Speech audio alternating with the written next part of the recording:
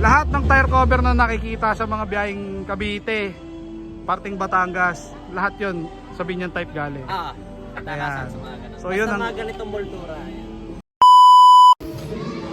Yo, what's up mga ka-jeep trip at mga ka-jeepers? Nasa likod natin ang isa sa mga mamaw na unit ng Team Low Speed dito sa Christmas party ng Team Low Speed mga boss. Na-tsempohan natin to. Kaya tara, samahan nyo ako review ng specs ng jeep ni Boss Brian Ricamara.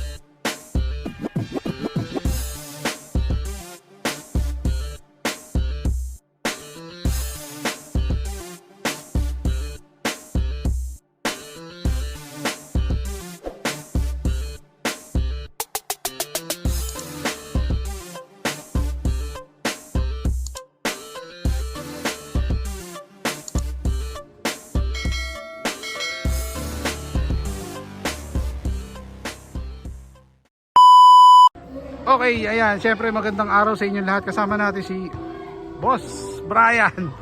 Ayan, si Boss Brian ang owner na itong Binyan type na to mga bossing. Sir, etong unit na to medyo nahihiwagaan ako Sige, rektahin na natin, makina. Ang makina na ito, anong tawag dito sa makina na yan? Modelo ng Canter. Canter. Ayan, so kumbaga parang sa Isuzu, yan yung mga NKR, gano'n, NPR. Para ng HK1 sa H-Series na. Sa 8 series ng Isuzu, no? Ayan mga bossing. So, ang tawag dito 4M? 4M50. 4M50. Ayan. So, 16 valve na dual overhead cam. Yun. And then naka-turbo. Ayan, naka-turbo. Sino ba lang mekaniko natin dito? Wala namang ginawang sa makina. Bali mounting lang. Okay. Si paring Gabo.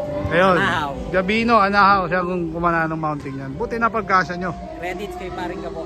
Ayan, yan. Boss Bray, since yun nga, malaking makina to. Ano to, tawag dito? Kung ikukumpara sa HK, mga 5 liter, gano'n, mga gano'n.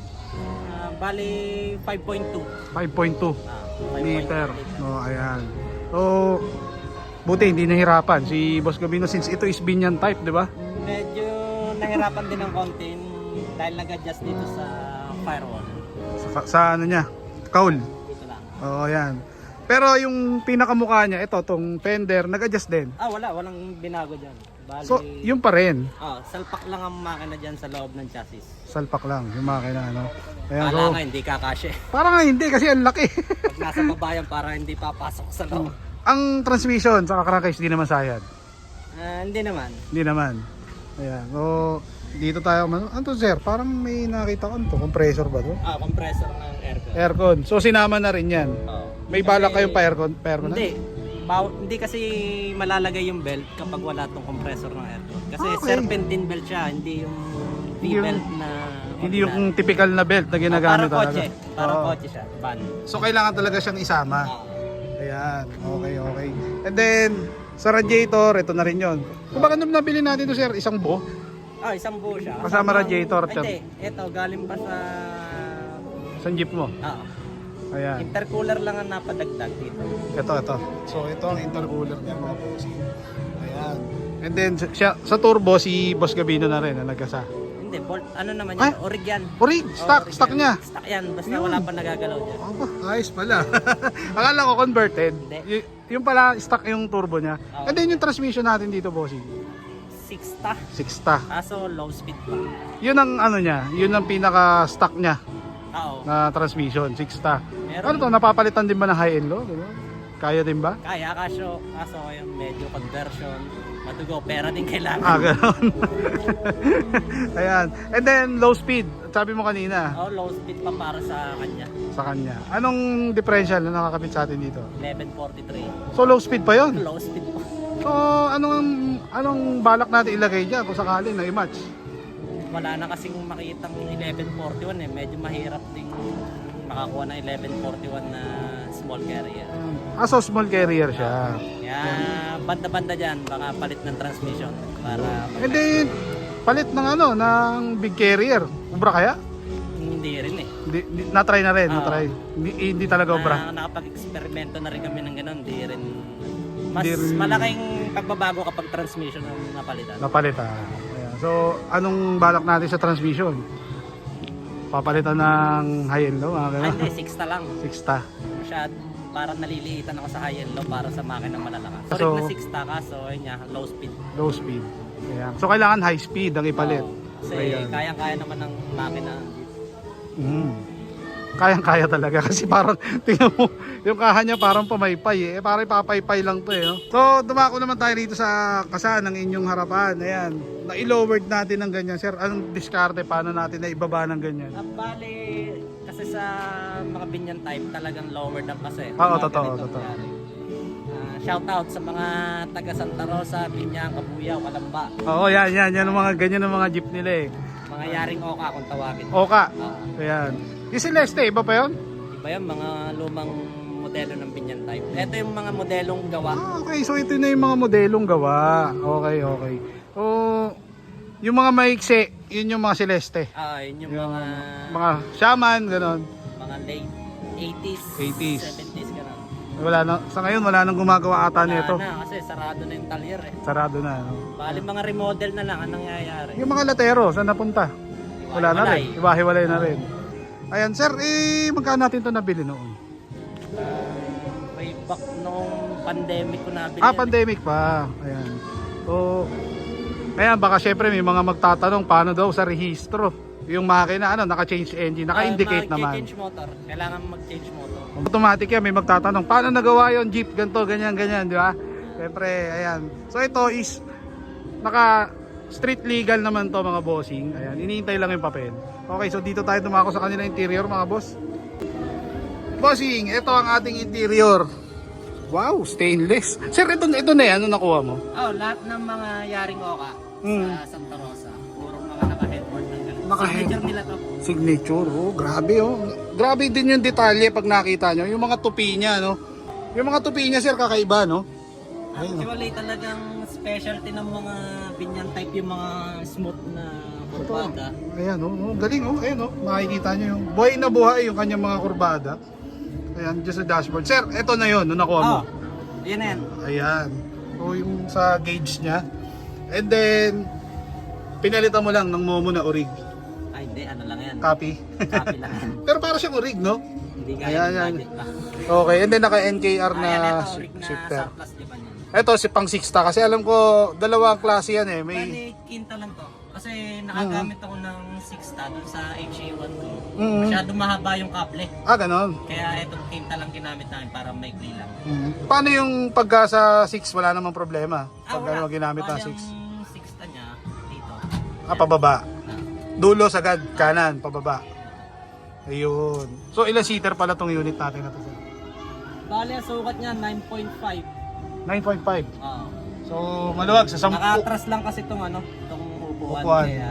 Pero kaya 10 kung hindi naka-atras to. kaya. Kaya. Basta mga payat, kasyang-kasya 10 din. Ayun, no? And then meron din dito, ito, kumbaga yung pinakabubong niya is low na, trapal, parang gano'n, no? Kamusta sir? Hindi pa naman nabubutas. Medyo na rin, mahina na rin. Malutong na. Malitin na rin kasi napabayaan to doon sa dati may-ari, wala kasing garahe. So Nasa ngayon, karsada lang. binabalik natin na unti-unti. Oo. Ayan. And then meron ako napansin dito, Rim. Sir, ano to, papakonvert natin. Papakonvert kay Paring Gabo. Kung meron mga gusto magpa-convert yan, kay Paring Gabo ang Ayun yan, gagawin solusyon. tubeless. Yan, so mga boss, mga gusto magpaano, itong FB page ni Boss Gabo, ayan, okay. So message nyo lang siya, nagko-convert siya niyan. Ko-convert Mga na. gaano katagal inaabot pag nagpapa-convert sa kanya? Depende, kapag walang masyadong gawa sa talyer niya, mabilis lang. Yan yung tinututukan niya. Ah. Nasa magkano per rim? Bali bibili pa kasi ng rim na na pang high ace na 15. Ayun yung gagamitin na pang labas. Okay. Tapos kukunin lang yung gitna. Yung gitna. Yung gitna lang. So kumbaga parang pinakapalibot niya, pang high ace yung pang ikakabit. high Yun, so nakakuha na naman ako ng idea. Kaya okay, so dito tayo. Mga boss, ito ang kanyang bubong. Yan, so typical na magaan to dahil low na ang kanyang bubong. Sir, top Local na kasi to. Yung unang may-ari nito, siguro kapos ang budget kaya Ayan yung ginamit. Ayan yung binili. mumurahing materialis lang ang napakabit. So may mas mahal pa pala Oh, dyan. may mas mahal pa. Mm. Yung kulay itim ngayon ang lumalabas ng kulay. Yun. Okay, okay. So yung kulay itim, yung Maruyama ba yun? Maruyama. Hindi ba yun? Hindi ba yun yun? Hindi ko nakabisado. Para yun yung Maruyama. Hindi ko Old nakabisado. school yun eh. Pero ano yun, yung hindi siya yung makintab, Mm. yung flat black yung kulay niya. Ah, flat black. Parang Okay, kasi dalawang sa klase mga yun. convertible na mga kotse Owner. yun. Ayan.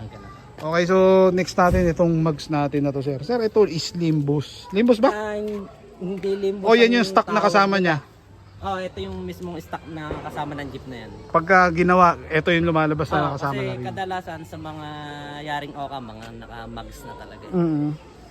Mugs na. So ano to is by 15? 15. 15. Ayan. 650 by 15 itong. So likod and then yung harap 205. 205, 70. 70. Ayan. Oh, hindi. Kasi may kakabit na yung malaki. Mahirap. Laging sumasayad. Buti sir, kaya naman ng unit. Yan, palibaw. Kaya, nasubukan ko na maraming taon na rin akong gumagamit ng Ganyan. 195.15 tapos ayan, hanggang sa naging ganyan. Yun. Top speed, na-try na ba natin to na ganyan, na setup? Ay, hindi pa masubukan ng ayos kasi nakakawa makina eh. Parang ano, pagod, parang hirap. Kasi sobrang low speed pa. Sobrang low speed pa. So, soon, pag napalitan. Ah, Ayan, okay. So dito tayo mga boss. May napansin ako rito. Ang taillight niya is ginagamit galing sa mga Toyota na kotse. mga Toyota, kadalasan sa mga binyan type talaga, mga Big body. taillight ng big body, Small body. Ayan, yung mga 90s na kotse. Ayan, yan ang ginagamit. Ito is pang Toyota Corona. Toyota Corona. Corona, mga bossing. Ayan, oh, kung nakita nyo. Pampalit ako sa bahay, hindi ko lang nakakabit ko. Ayan. So, papalitan mo pa yan. Ito. May sariwa na akong nakuha, pampalit yan. Ayan, so pang Toyota Corona. Okay. So meron din ako nakita niya parang pizza pie eh. Yung sa Lancer. Ginagamit din nila yun eh, di ba? Sa mga Lancer itlog pala. Lancer itlog, ayan. Okay. And then may napansin ako dito, syempre yung tire cover. Ito stock talaga yan. So dito talaga lahat ng gagaling. Ito talaga ang orig. Yan, ang orig na may stock. Pinyan type. Ayan. Na tire cover. So lahat ng tire cover na nakikita sa mga biyaheng Cavite, parting Batangas, lahat yon sa Binyan type galing. Kadalasan sa mga ganun. So, yun Basta ang- mga ganitong moldura. Ayan, no, so makikita nyo mga boss. Ayan. So, yun ang ito ang pinaka original na meron niya. So sa kanila galing, no. Boss Bry, shoutouts, baka may mga babatiin tayo. Shoutout sa misis ko at saka sa anak ko. Yun. Pinayagan akong umattend. Nakasupport, no, nakasupport. Ayan. Supportive si misis lagi sa akin sa mga ganito. Yun. And then, sino pa? Baka meron pa? Tapos kay paring Gabino. Yun. Sabino Anaaw, syempre. Paring Gabo, siya talagang naghirap magkabit din yan. Ayan. Gano'ng katagal pala nung naikasa natin to? Siguro mga 1 month din. Tagal din, no? So talagang pinag-isipang maigi ni Boss Gabino kung paano isasalpak. Pati yung mga item pinalitan na rin niya eh. Yun. Para isang gawa na lang. Pati I-beam palit na rin para isang nagpalit na ng ano I-beam. na. Yun, okay. Sino pa? Baka meron pa? Shoutout sa mga lahat ng low speed. Yun, siyempre. Ayan, so sir, maraming salamat. And then sa mga enthusiast na kagaya mo na talagang grabe dumiin dito sa makina. Ano pala may papayo natin sa mga baguhan na gusto magkaroon ng ganito ka-cute na jeepney? Nako, sa mga baguhan, hindi ko mapapayo muna agad na magmalaki. Masyado mabigat agad pagka malaking makina. Makina agad. Kumbaga, hindi basta-basta rin ang maintenance. Sa maintenance naman, hindi naman siya ganun kalaki. Basta susundin mo lang yung change oil lagi, mga fuel filter, air cleaner. Yun lang. Yun lang. And then, siyempre, pagka ganito, takaw birit yung mga ganito sa mga baguhan eh. Di ba? Siyempre, Kaya- talagang testing yan eh. Di ba? Mas ma-advise ko kung sa Isuzu, for PD1, turbo na lang. Yun na lang muna. O kaya sa Mitsubishi naman, 4034, 4035. Yun. Yan, nice na yan. Okay na yun. Kasi pag mga ganito, talagang hardcorean na. Oo, masyado nang mabigat. Oh, yan. Sa bulsa sir, medyo ano na, no? Medyo makati na. Hindi ka makakapaglabas agad basta-basta. Ayan, okay. O sir, maraming salamat po sa inyo. Thank you Ayan. rin kay Boss Gab. Ayan, at Soon, yung isa namang unit ni sir, yung si Black ko lamang ko tawagin. Yeah. Tuntahan natin yan. Yun pan daily lang. Pan daily, ayan. So maraming salamat, okay. Yun, at alam na, 1-0. Nadali na natin doon. Actually, matagal na sa listahan ko to si Boss Brian. Ngayon lang natuloy. Last year ko pa to, mini-message. Kaya lang, hindi kami magkapanagpo ng oras at saka araw at pares kami busy. Ayan, so maraming salamat sa lahat ng mga nanonood sa akin since day 1. Ayan, at marami pa tayo parating. So please like and subscribe.